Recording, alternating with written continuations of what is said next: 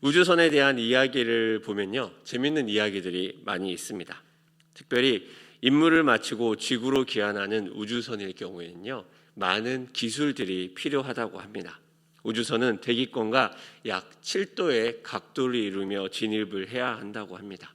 만약 우주선이 진입하는 각도가 7도보다 작으면 물 수제비에 들어간 돌멩이처럼 대기권에서 튕겨져 나간다고 합니다. 그리고 7도보다 큰 각도로 올라가면 지구가 잡아당기는 중력 가속도가 급격하게 증가한다고 말합니다. 7도 각도로 진입할 때 우리 중력 가속도가 7G 그 정도라고 합니다. 일상에서 느끼는 중력이 1G라고 하면 7배 정도입니다. 이게 2G가 되는 순간 자기 몸무게의 2배로 누르는 힘을 느끼게 됩니다. 7G면 얼마나 힘들지 짐작이 되지요. 만약 10배의 중력 가속도로 진입하게 되는 순간 우주선은 바로 찌그러지고 쓰지 못하게 된다고 합니다. 그래서 우주선 훈련을 받는 사람들이 얼마나 많은 고통을 겪으며 훈련이 필요한지 짐작이 됩니다.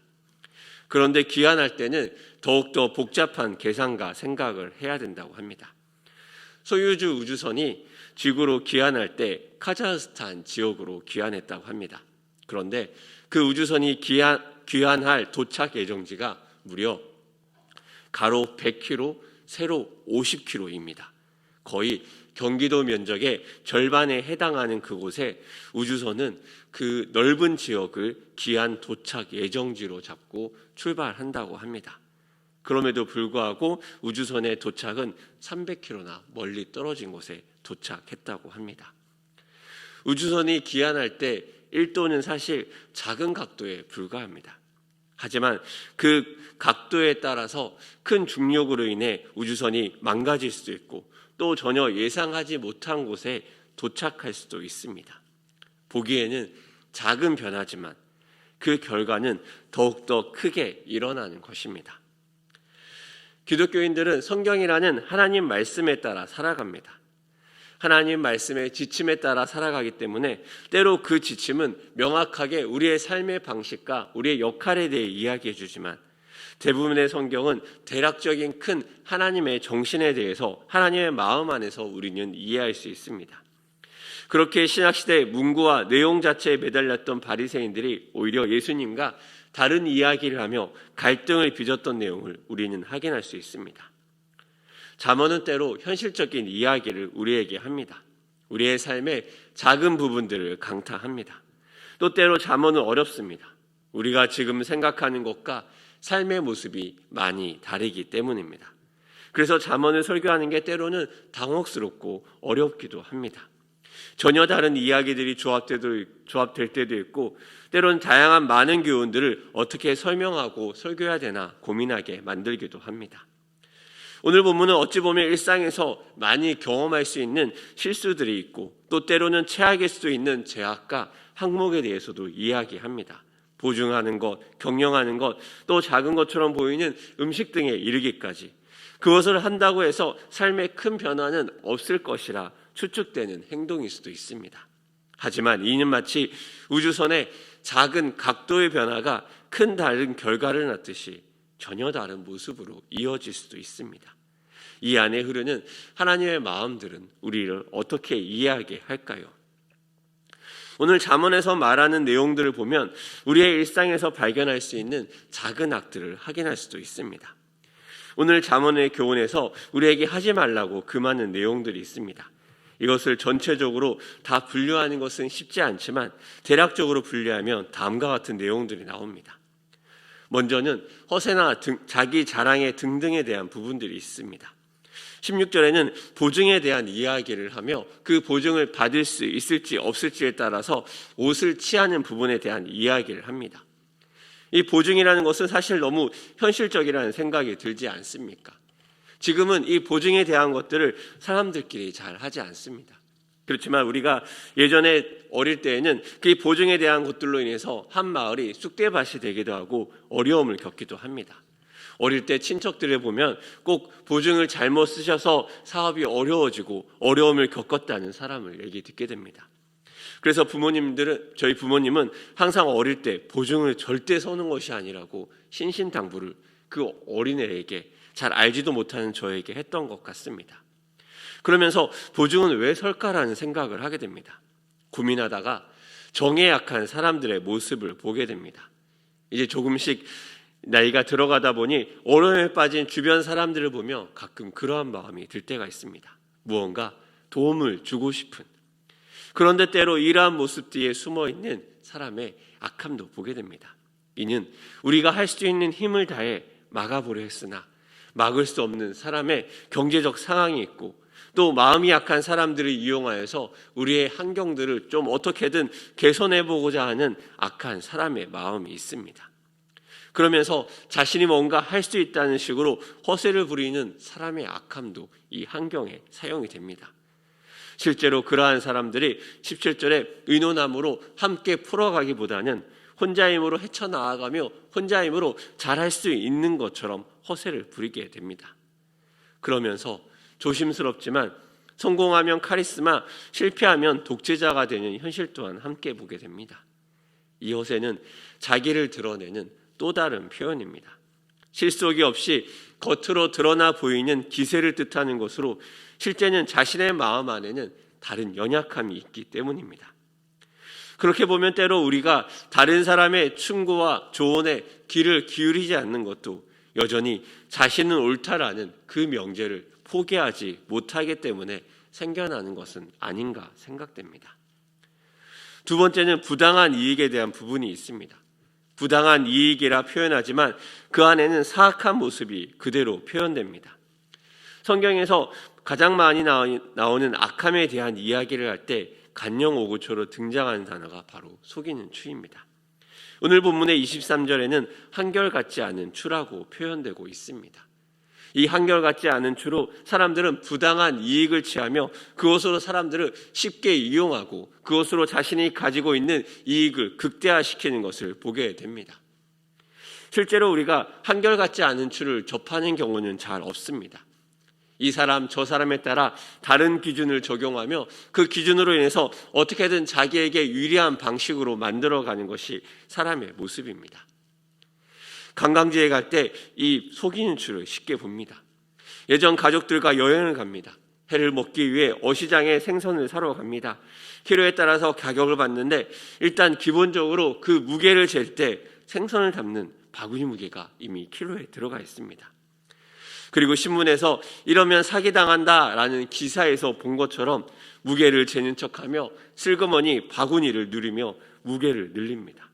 그리고 바구니 안에 물고기에서 나왔다고 말하며 바구니 안에 물도 조금씩 담그는 것을 보게 됩니다. 뭐라고 따지는 성향은 아니어서 말은 못하지만 그 모습을 보면 그런 생각을 합니다. 다시 여기 오면 안 되겠구나. 이런 부당함은 우리 주변에도 많이 볼 수 있습니다. 자기가 아는 사람에 따라서 다른 기준을 적용하고 자신의 유익을 위해서 오전과 오후에 다른 기준을 적용하여서 자기에게 유리한 방식으로 만들어 갑니다. 또 17절에는 심지어 유치해 보이지만 또 때로 명확하게 이렇게 이야기합니다. 우리 함께 본문의 17절의 말씀을 한번 같이 읽어보도록 하겠습니다. 17절의 말씀입니다. 시작.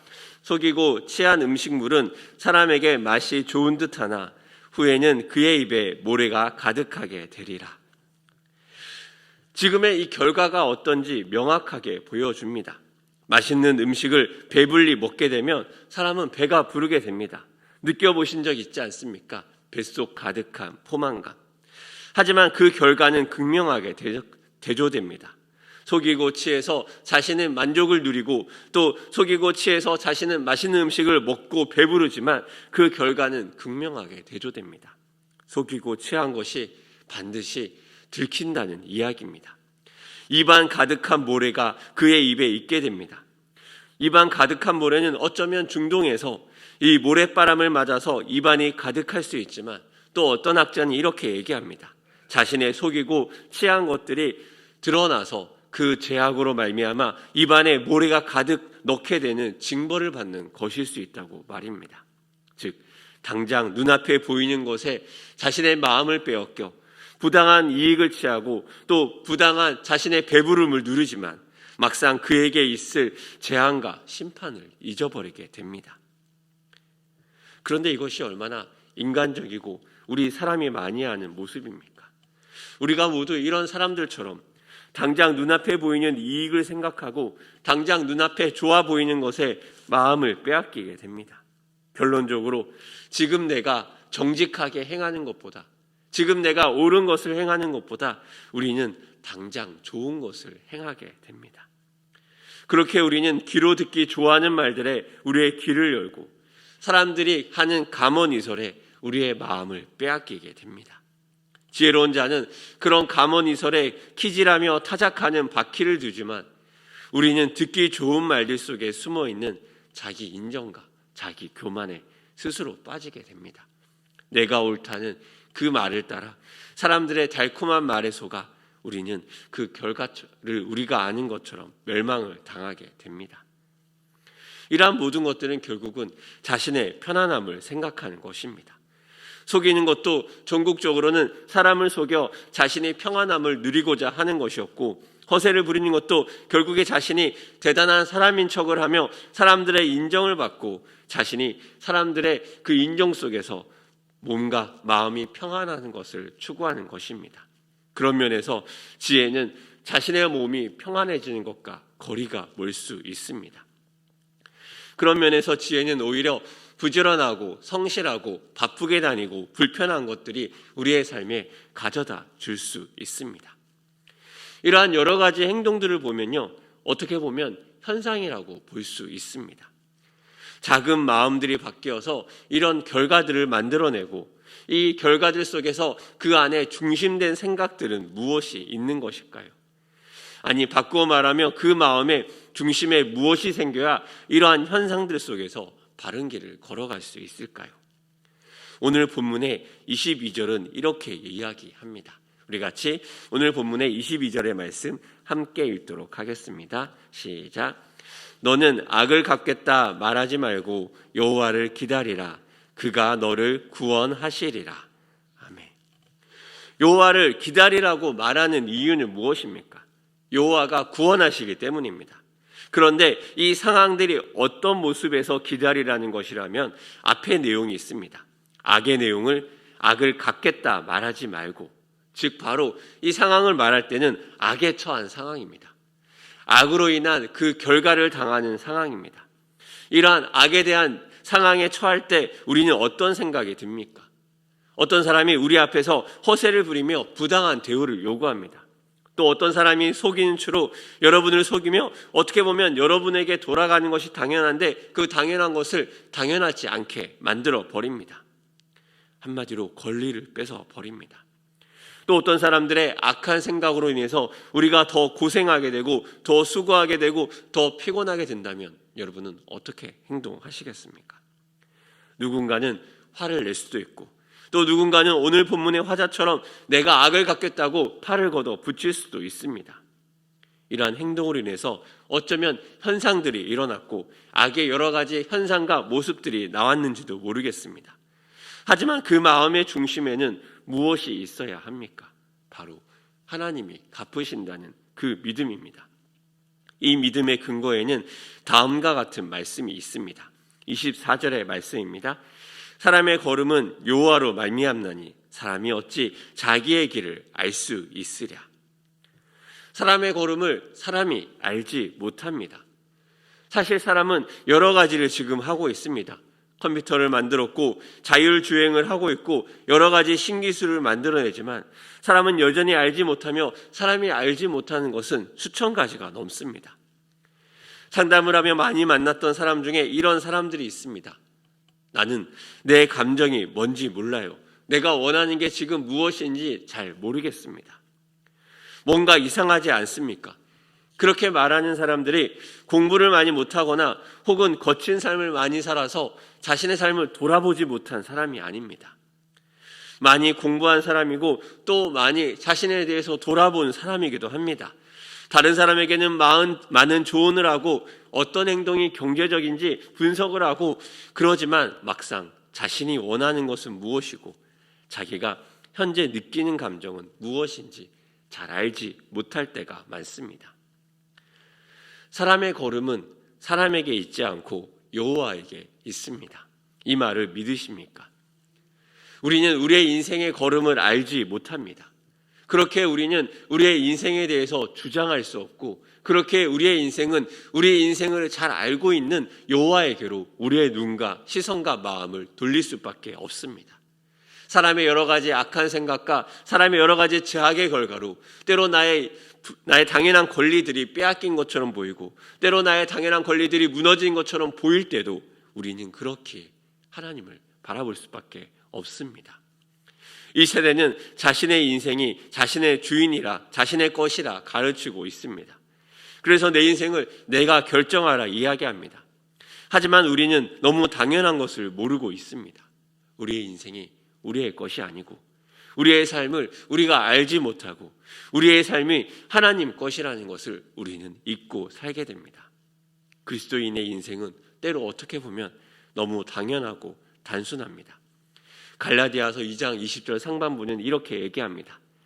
내가 그리스도와 함께 십자가에 못 박혔나니 그런즉 이제는 내가 사는 것이 아니오 오직 내 안에 그리스도께서 사시는 것이라. 누가 우리의 인생을 살고 있습니까? 우리의 인생은 우리가 사는 것이 아닙니다. 우리의 걸음도 우리가 알지 못하고, 원수 갚는 것도 우리 손에 달려있지 않고, 우리의 인생은 그 모든 것이 그리스도로 말미암아 삼는 것입니다. 그리스도께서 우리의 인생을 붙들고 우리의 인생을 살아가는 것입니다. 내가 나서서 나를 드러내고 싶을 때가 있습니다. 내가 인정받고 싶을 때가 있습니다. 그때 우리는 무엇입니까? 여호와가 아니라 내가 사는 것입니다. 그러할 때 우리는 어떻게 해야 합니까? 그리스도가 내 삶을 살도록 기다려야 합니다.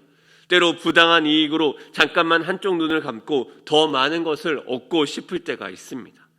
작은 불의를 감추고 더 큰 이익이 효율적이라 자신을 속이고 싶은 마음도 있습니다.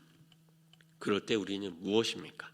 우리 안에 그리스도가 사는 것이 아니라 내 욕망이 사는 것입니다. 그럴 때 우리는 어떻게 해야 합니까? 내 욕망이 사는 것이 아니라 그리스도가 오셔서 그리스도가 내 욕망을 죽이고 그리스도로 말미암아 살도록 하나님을 기다려야 합니다. 내 인생에 평안함만을 추구하고 나의 정욕에 머무를 때도 그렇습니다. 우리는 그리스도를 기다려야 합니다. 그리스도가 오셔서 우리의 왕이 되어주시고 그리스도가 완전히 우리를 붙들도록 우리는 그 자리에 내려와야 합니다. 결국 잠언에서 말하는 이 죄악들은, 이 여러 가지 악의 현상들은 그리스도에게 속하지 않은 우리의 삶의 모습이라는 것을 드러내는 반증은 아니겠습니까? 그리스도를 기다리지 못하고 그리스도 안에서 청지기가 아니라 내가 내 인생의 주인이 되어서 내 삶을 만들어내려는 교만함에 발현된 죄악과 모습은 아닙니까? 그렇게 27절은 이야기합니다. 사람의 영혼은 여호와의 등불이라 사람의 깊은 속을 살피느니라. 우리의 그 깊은 마음마저도 하나님은 살피고 판단합니다. 이 세상을 살아가는지 그 근본은 무엇입니까? 여전히 우리가 삶의 주인이 되어서 사울이 사무엘을 기다리지 못했듯이, 아니 하나님이 일하는 것을 기다리지 못했던 것처럼 우리도 우리 인생에서 하나님을 기다리지 못해서 무너지고 욕망에 타협하고 우리의 정욕에 타협해서 하나님의 자리를 밀어내고 우리가 서 있으려고 합니다. 사랑하는 일산충신의 여러분, 우리의 삶에서 우리가 하나님을 기다리지 못하는 영역은 무엇입니까?